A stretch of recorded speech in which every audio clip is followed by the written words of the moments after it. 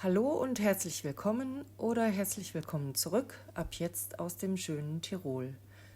Aus verschiedenen Gründen konnte ich in den letzten Jahren keine Videos drehen. Das wird sich ab jetzt ändern. Meine neue Werkstatt ist eingerichtet und es geht weiter mit Videos zur Lederbearbeitung. Anfangen möchte ich mit einer dreiteiligen Videoserie. Im heutigen ersten Teil geht es ums Lederkleben.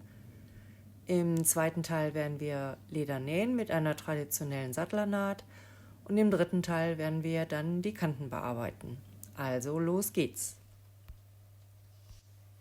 Wenn wir zwei Lederstücke miteinander vernähen wollen, empfiehlt es sich meistens, sie zuerst miteinander zu verkleben, um eine saubere Kante nachher zu bekommen. Werden zwei Raulederseiten miteinander verbunden, kann man direkt mit dem Auftragen des Klebers beginnen. Sobald aber eine Glattlederseite dabei ist, muss diese vorbereitet werden, durch Anrauen des Leders, damit der Kleber auch gut hält. Dabei ist es egal, ob es sich um pflanzlich oder mineralisch gegerbtes Leder handelt. Zum Anrauen können wir ganz normales Schleifpapier verwenden oder diese Schleifschwämme, die es in verschiedenen Körnungen gibt. Hier in fein und superfein.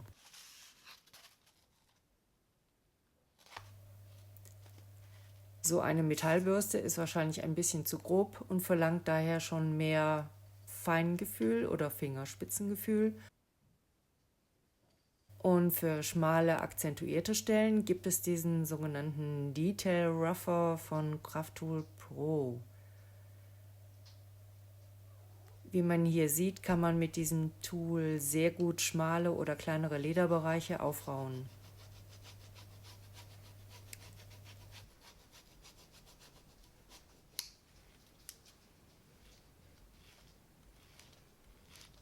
Nun zum Kleber. Es gibt natürlich von verschiedensten Herstellern zig verschiedene Kleber.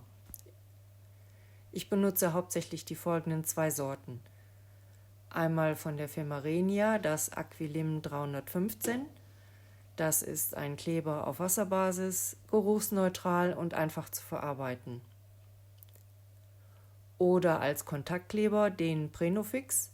Dieser ist allerdings geruchsintensiver und sollte nur in gut belüfteten Räumen verwendet werden. Er hält Leder zusammen, auch ohne anschließendes Nähen.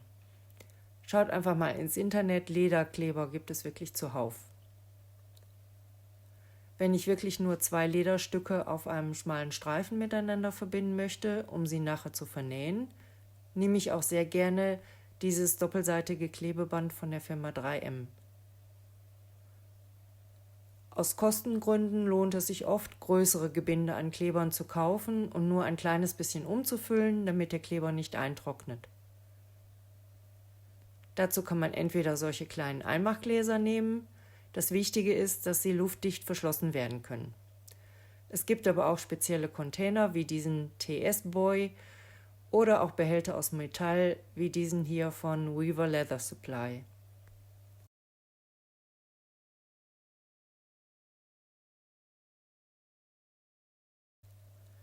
Als nächstes stellt sich die Frage, womit ich den Kleber aufbringe.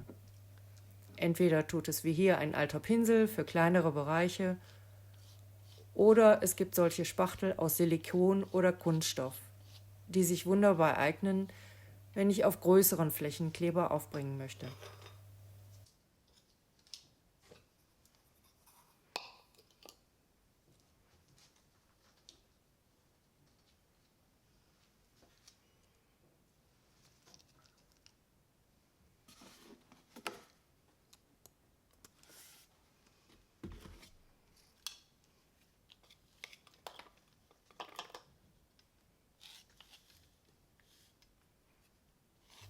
Wichtig ist, den Kleber auf beide Lederstücke dünn und gleichmäßig verteilen. Viel hilft viel, funktioniert hier nicht.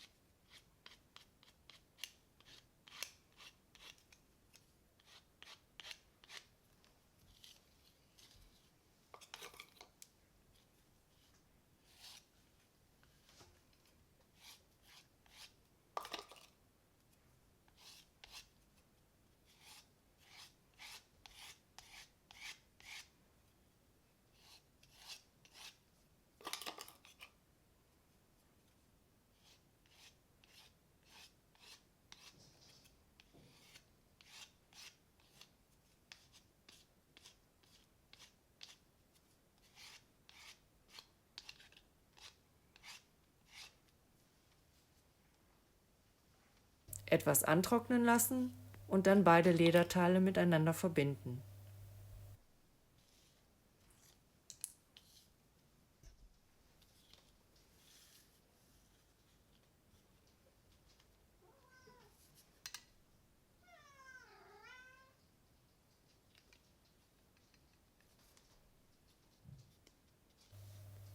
Um die beiden Flächen fest miteinander zu fixieren, kann ich nochmals vorsichtig mit einem Hammer drüber gehen.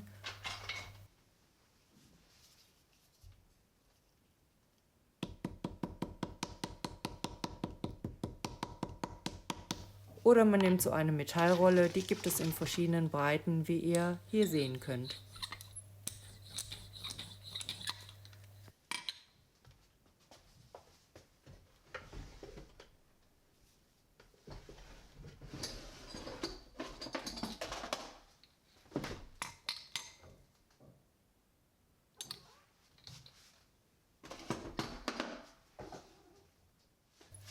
Das erstmal zum Lederkleben. In der nächsten Woche in Teil 2 kommen wir dann zur sogenannten Sattlernaht. Alles, was es dazu zu wissen gibt, Tools, Tipps und Tricks.